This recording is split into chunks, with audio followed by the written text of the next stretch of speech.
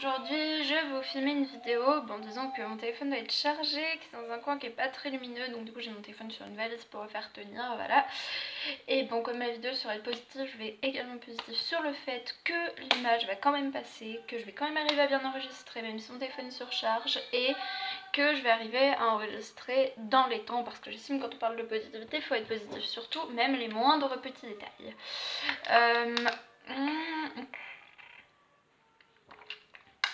Bon, il y a du bruit en bas, je suis dans une maison où le son passe assez bien parce que, enfin, je viens d'emménager, on n'a pas encore des poignées, etc. Donc peut-être que vous allez entendre. Alors comme ma chaîne n'est pas officielle, je peux faire une vidéo de plus de 15 minutes et en plus un quart d'heure, je vais passer à peu près 1 heure à redire des cours, donc de toute façon, pas trop que ça dure plus. Donc je vais essayer d'être dans les temps, mais bon, la vidéo est sur positive, donc je pense que je vais y arriver. Sinon, en pire cas, je ferai une deuxième partie.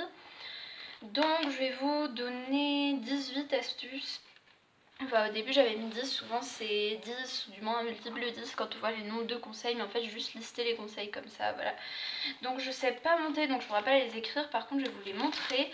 Alors le premier conseil, je sais pas si vous voyez, mais c'est de bien s'entourer. Je pense que c'est important d'avoir des gens autour de nous qui nous disent de croire en nos rêves, d'être positifs, qui nous font voir le verre à moitié plein, etc. Parce que ça nous influence et je pense qu'il faut éviter les personnes toxiques. Moi, voilà, je sais que j'ai une amie qui disait un peu la plupart des fans de telle ou telle star, j'avais rencontré. Alors moi j'ai rencontré une de mes stars préférées, j'ai parlé à une autre d'entre elles il y a pas longtemps, j'ai pas rencontré mais j'ai pu lui parler et voilà, 10 sur 15 de mes plus grandes idoles m'ont remarqué, etc. Elle m'a quand même dit ça, genre mon CV m'a dit mais à cause de handicap par penser, etc. Et c'est pas une mauvaise amie, elle m'a déjà offert des trucs, quand je lui dis qu'un truc sera joué pour moi, etc. Mais même si c'est pas des gens méchants, évitez. Les personnes négatives, c'est vraiment des gens auxquels vous tenez malgré le fait qu'ils soient négatifs. Si vous les voyez, à la limite, vous pouvez les appeler pour leur anniversaire. Quand vous arrive un truc chouette, ce serait juste quand même pour vous. Et quand vous les croisez dans la rue, mais c'est tout. Surtout, vous invitez pas chez vous, vous passez pas des soirées, des apéros, des dîners, etc. avec des gens qui sont négatifs parce que toutes les conversations qu'on a sur quel que soit le sujet, voilà, après, même les 2 personnes les plus négatives dans mes amis m'ont quand même dit qu'elles pensaient que j'allais réussir au bac, etc. Mais du coup, ça me donne encore plus confiance parce que je me disais, même les gens les plus négatifs que je connaisse croient en moi. Mais d'une façon générale, si vous racontez aux gens que vous avez un rêve, ils disent ah, mais il faut pas rêver, ah, mais il y a pas, ah, mais il y a peu de chance, ah, mais il y a des probabilités, etc. Ça va pas vous décourager, mais d'une façon ou d'une autre, ça nous atteint quand même. Et enfin, même si moi ça m'atteint plus énormément, et je pense que ça nous atteint pas énormément, et d'une certaine façon ça fait du mal, et on met longtemps à se remettre. Donc vous évitez de vous entourer des gens qui sont trop négatifs et vous protéger d'eux. C'est absolument pas égoïste, c'est juste se préserver.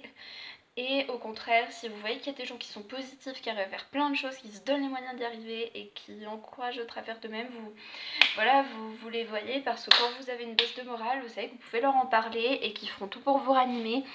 Donc quand voilà, donc du coup vous vous dites, et ben voilà, pardon, j'ai un peu d'état en ce moment, je sais plus ce que je disais.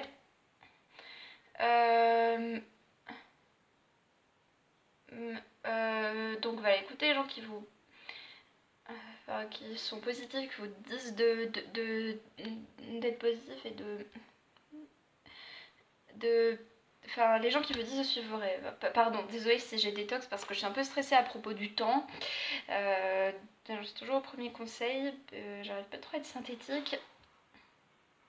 Bon, promis, je vais parler de façon plus vite partir maintenant. Et voilà, entourez les gens, derrière-vous des gens qui vous disent de croire en vos rêves et de les suivre tout simplement.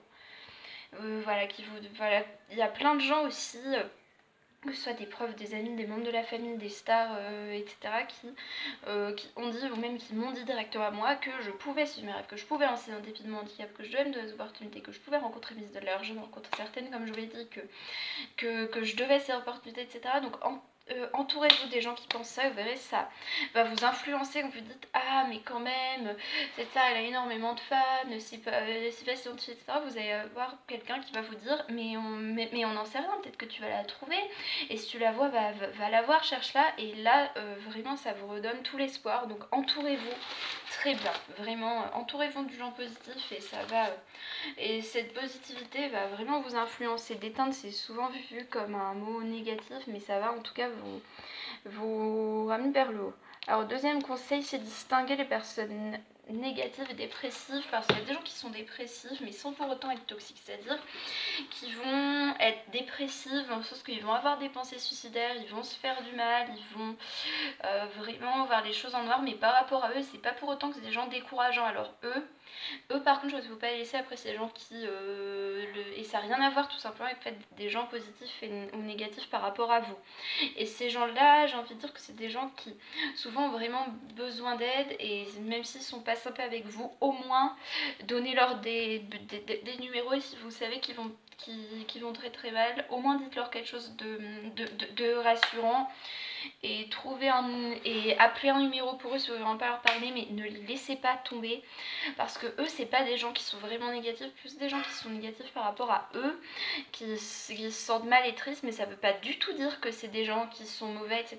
Et d'ailleurs, vous, si vous êtes dépressif, voilà, envoyez-moi un message sur Instagram, c'est @autisticchloé_stéphane, ou même si vous voulez mettre un commentaire, voilà, parlez-en si vous êtes dépressif. Ça, c'est aussi un conseil qui dérive un petit peu de ça, mais voilà.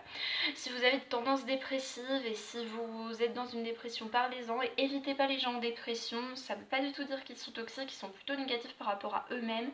Et parfois c'est des gens très encourageants, donc ne me faites surtout pas dire ce que j'ai pas dit. Si vous voyez des gens qui sont dépressifs, vous fréquentez-les. Par exemple, des gens qui sont juste, qui veulent pas voir les choses bien, là c'est différent. Des gens qui sont dépressifs et qui ont juste des tendances dépressives, bah écoutez-les.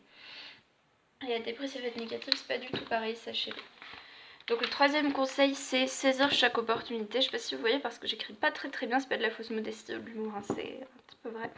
Et en plus la lumière est pas très bonne et j'écris en petit, enfin bref, pour une photo ensemble un peu plus gros. Mais là j'ai marqué, voilà, saisir chaque opportunité, c'est-à-dire dès que vous avez une occasion, vous y allez. Moi par exemple, je vous ai fait une vidéo, si j'étais une vraie youtubeuse, je la mettrais dans le petit ou en barre d'infos, mais je sais pas copier les liens sur YouTube, mais c'est tout simple, c'est une de mes dernières vidéos où j'ai parlé du fait que j'avais parlé à Tini, donc à Martina, parce que j'ai appelé tout simplement Énergie quand ils étaient dessus, enfin quand elle était en train de passer, quand elle était en train de donner une interview pour Énergie, et ils m'ont rappelé. Donc c'est-à-dire, vous pouvez pas vous dire mais ils vont pas répéter ça, vous les appelez. Voilà, pareil, j'ai pu rencontrer Sophia qui est une de mes plus grandes idoles, mais ça je vous en parle quasiment dans chaque vidéo, presque j'ai l'impression que je suis obsédée par ça.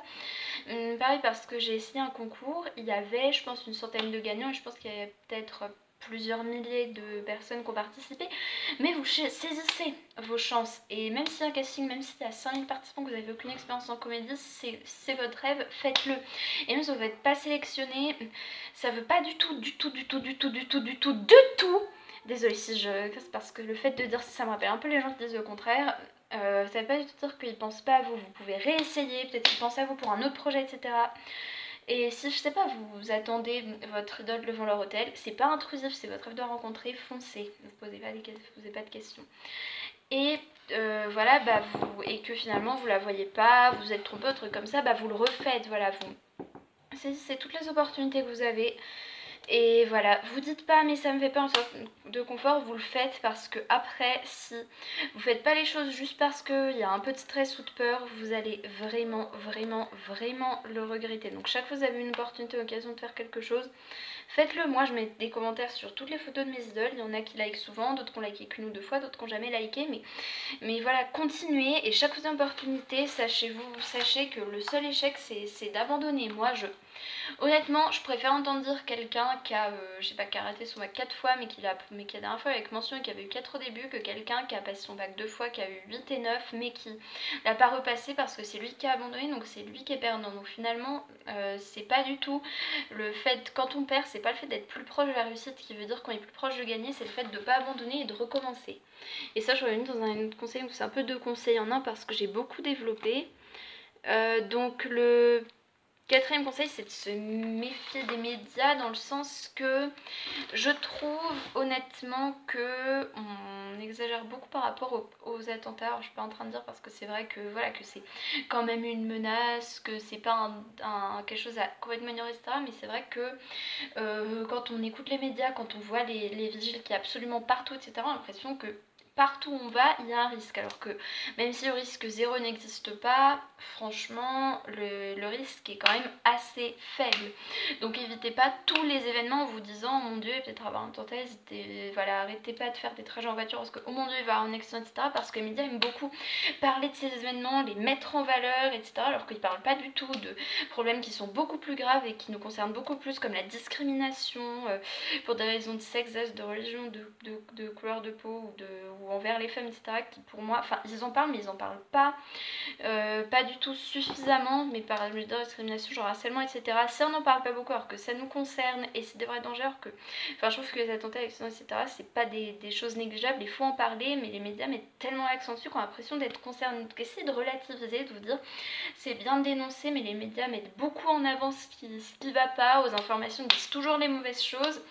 Et voilà, quand on voit les choses absolument atroces qui se sont passées pendant les deux guerres mondiales, on se dit qu'on a plutôt de la chance de vivre à notre époque.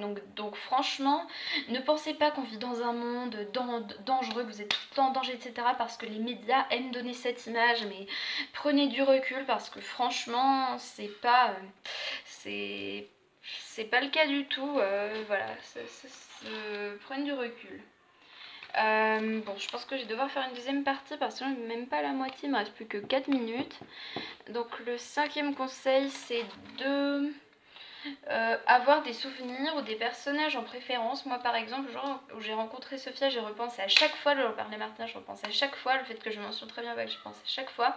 J'ai une amie qui a rencontré Martina, chaque fois j'y pense et je me dis, si eux y sont arrivés, moi je peux y arriver.